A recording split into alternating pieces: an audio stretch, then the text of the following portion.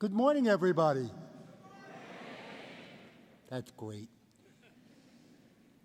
Congratulations to the class of 2025. Come on, let's hear it for them.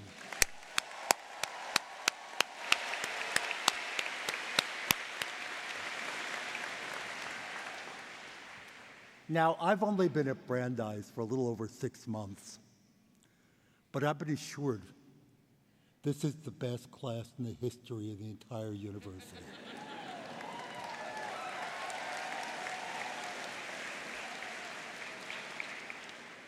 Lisa seems to have written something here. With the possible exception of the class of 75, which is here for their 50th. Okay, graduates, join me in applauding the people who made this day possible. Family, friends, professors, staff.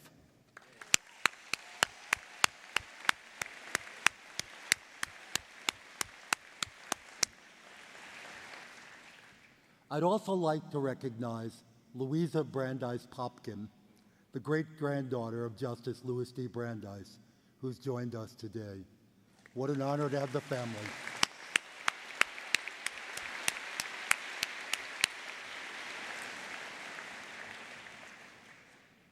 I agree with Lisa. Commencements are bittersweet occasions. For graduates and their families, they're times of joy, celebrations of joint accomplishments. They're also times of contemplation. Hard decisions have to be made about the future.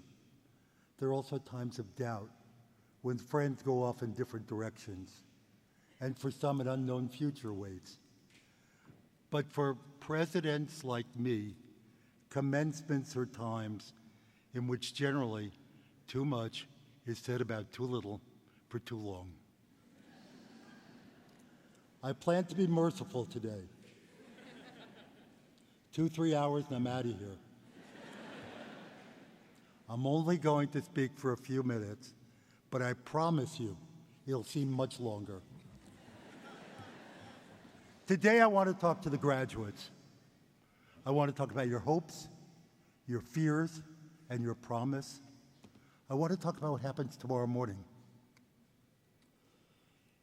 We, all of us, are living through a period of profound, accelerating, unceasing, and unprecedented change as this country and many other countries move from a national analog industrial economy to global digital knowledge economies.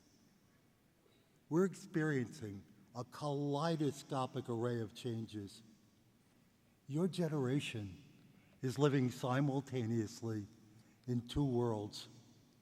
One that's fading away, the world in which most of your parents and professors grew up, and another that's being born, the world in which you're going to live your lives. And our hopes and dreams are with you. We need you to repair the world, to build the new world, and to make it better than the world is today.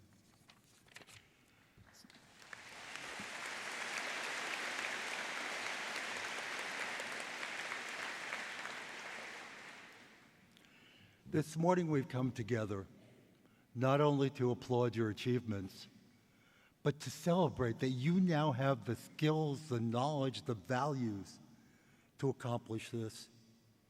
I can't speak for many other people, but I can tell you this. I am really glad to see the future in your hands. So today what I want to do is wish you 3 blessings. The first is hope. I'm not talking about blind or Pollyannish hope, but the hope necessary to live every day of your life and to hold tight to your dreams. So I do a lot of interviewing on campuses for the research that I do. And one day I met this young woman, and I asked her, "What are you majoring in?" And she said, "Dance." Excuse me, she didn't say that at all. She said, "Business." And I said, "They're so easy to confuse." And I said, "Do you like it?" And she said, "No, I hate it." And I said, "What would you rather be majoring in?" And she said, "Dance." And I said, why don't you major in dance then? And she looked at me the way you'd look at your young, dumb brother. And she said, money is nice, poor is not nice. And then she walked away. We learned two things from this story. First, she was not attending Brandeis, or she would have had 37 majors and 15 minors. But second, and much more importantly, she didn't have to give up her dream. She could have managed a dance troupe, taught dance, been an arts critic, sold dance equipment.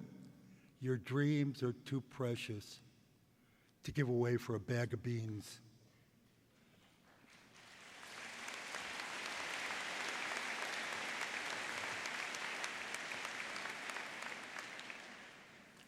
You are the most fortunate. The second is responsibility. You are the most fortunate people in the world. With good fortune comes responsibility. You owe something to others. And let me tell you another story. So I'm sitting on a plane next to this woman, and she's a college student. I asked her about her plans, and I was pretty astounded by what she told me. She said, I want to be a U.S. Senator, CEO of a Fortune 500 company, and work on nuclear arms control. So I asked her, what do you need to accomplish all of this? And she looked at me and said, a killer instinct, which wasn't necessarily the answer I was expecting. So I did what academics do whenever we're in trouble, and I said, can you please define that? And she did, you know, the ability to step on people, walk over people, get what I want. And I said, now I understand. And I said, what about altruism? And I defined that for her. And she said it wasn't in her game plan. And I said, what about nuclear arms control? You don't get it, do you? If there's a nuclear war, I don't get to be CEO of a multinational corporation, do I? She may get to achieve all of her wishes, but I can't think of a student higher education failed more greatly. I wish you all the ability to look at yourself in the mirror every day for the rest of your life and be proud of what you see.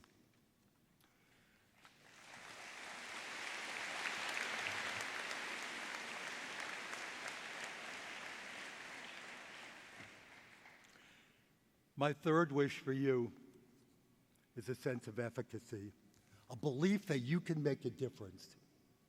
One more story. So I'm visiting this college. They've got all their top students together for a seminar series. They're preparing them for the best graduate fellowships you can get, okay? So they invite me in to talk about leadership. And after a few minutes, I'm watching people counting the light bulbs, looking at their watches. And I said, I didn't think this was going very well. And they acknowledged how that was true. We traded hypotheses about what was wrong. A young man stood up and said, leadership is, let's use the word garbage today. We couldn't make a difference if we wanted to. So I regarded this as a teachable moment. So in my best teacherly manner, what I really wanted to do was humiliate that guy. So I asked, how many of you agree? 3 hands went up. The fact of the matter is that every one of you are going to make a difference. Everybody doesn't get to be president of his or her country, and that's good for you, and it's good for us. But each of you are going to touch dozens of lives in far more fundamental ways. Family, friends, neighbors, coworkers, for ill or for good. You're going to make a difference in every one of those lives. So if you're wondering whether to embrace social service, the helping professions, or the arts, follow your heart, follow your passions. A lifetime's a long time to do something you don't want to do. Tomorrow is going to require people committed to keeping the American dream alive and extending it to all of our children. You can make a difference. If you decide to become a doctor or enter health-related fields, don't do it for the prestige. Tomorrow is going to require health professionals who want to help heal a pained nation, a troubled world. You can make a difference. If you decide to go into business, don't do it for the money. Tomorrow is going to require leaders and followers who care deeply about our shared agenda together. You can make a difference. I don't care if you want to be the butcher, the baker, the candlestick maker. You can make a difference. Making that difference is your birthright. No one can take it away from you. Don't give it away. Tomorrow morning is going to require hope, responsibility, and a sense of efficacy. And I really beg of you, please be the people who make that commitment, because no one else can. Thank you, and congratulations.